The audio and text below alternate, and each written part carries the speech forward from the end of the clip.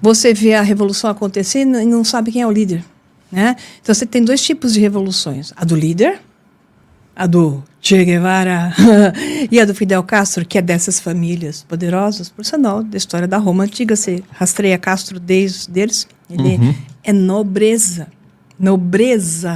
realmente dessa turma, né? Eles sempre colocam seus filhos, seus descendentes da linhagem sanguínea para ocupar os cargos, igual o Trudeau no Canadá. Ele é filho do Fidel Castro. Não precisa nem fazer teste de DNA. E a mãe dele vivia lá.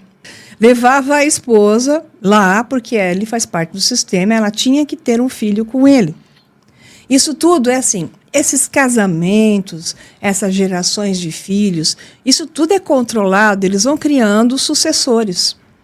Né? Então, esses sucessores vão sendo gerados e, de acordo com o momento, eles vão utilizando esses sucessores. É uma passada de bastão. Por isso que há um plano sempre por trás. Então, há níveis. Então, os sucessores têm mais importância nos jogos e tem os idiotas úteis, que são utilizados. Então, tem os olheiros que buscam idiotas úteis, que, então, dizem para eles assim: cara, vem cá, eu vou te fazer ficar grande. Você é especial, né? Eu vou te fazer ficar grande. Aí o homem de 9 dedos, por exemplo, é levado para esse meio, é iniciado, é conduzido, é feito todo o trabalho. E quem dirige é ele? Não, é um colégio invisível por detrás. A história do colégio invisível começa na Inglaterra do século XVI, na elizabetana, né? Então, o colégio invisível sempre criou as ordens para criar o Império Britânico. Então, esse é oficial. Ele sempre existiu um colégio invisível. Mas esse colégio invisível, oficialmente, o nome na história escrita está desde a era elizabetana, que colocou Elizabeth I lá para criar o Império Britânico, né? Então, essa turma, eles criam territórios, criam nações, leis, criam tudo isso como consequência, para depois irem destruindo, porque eles têm todo um plano, um projeto que é religioso, filosófico por detrás. Ou seja, não é financeiro. O financeiro é um meio pelo qual eles podem executar isso. Então, a visão financeira é para os que estão executando. Eu chamo de demiurgos e arcontes, né?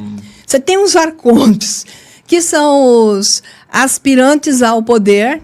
Então, eles sabem até um certo nível e fazem o jogo, dependendo em que cargo eles estão, não enxergando e não sabendo o que há em cima.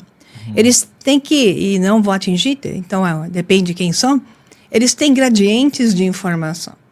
Esses do gradiente mais alto é que, então, estão envolvidos em um plano maior, embora todos os planos estejam nitidamente escritos.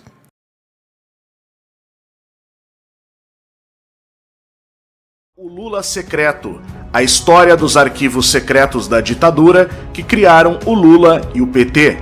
Então nós vamos falar sobre o Lula Secreto. E o que nós não sabemos é que o general Golbery do Couto e Silva, que foi um ideólogo do regime militar e responsável pela estruturação da doutrina de segurança nacional, quando era presidente da Casa Civil, durante o governo Geisel empreendeu também a reforma partidária de 1979. E foi ele o articulador do multipartidarismo brasileiro, diversos partidos, e um dos principais nomes que propulsionaram o nascimento do Partido dos Trabalhadores, o PT, que foi por onde o Lula, Luiz Inácio Lula da Silva, ascendeu politicamente.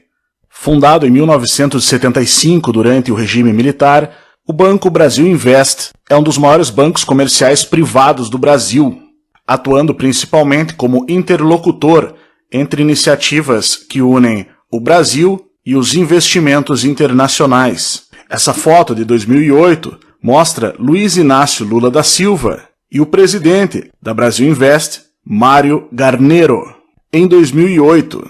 Vale citar que Mário Garnero escreveu um livro intitulado Jogo Duro, publicado pela editora Bestseller em 1988. Neste livro, Garneiro faz uma série de denúncias muito interessantes, entre elas, uma que diz que Luiz Inácio Lula da Silva esteve recebendo treinamento nos Estados Unidos, na Johns Hopkins University, entre 1972 e 73. Na Johns Hopkins University, entre 1972 e 73. Justamente treinamento em sindicalismo e que fora preparado para se tornar o líder da esquerda. Mas preparado por quem?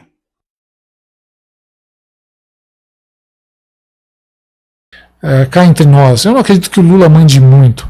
Eu acredito que é um consórcio mandando no Brasil, inclusive mandando, né, em alguns caras que a gente acha que mandam no Brasil, e que o Lula foi tirado da cela justamente para ser a cara desse regime, porque é a cara mais popular.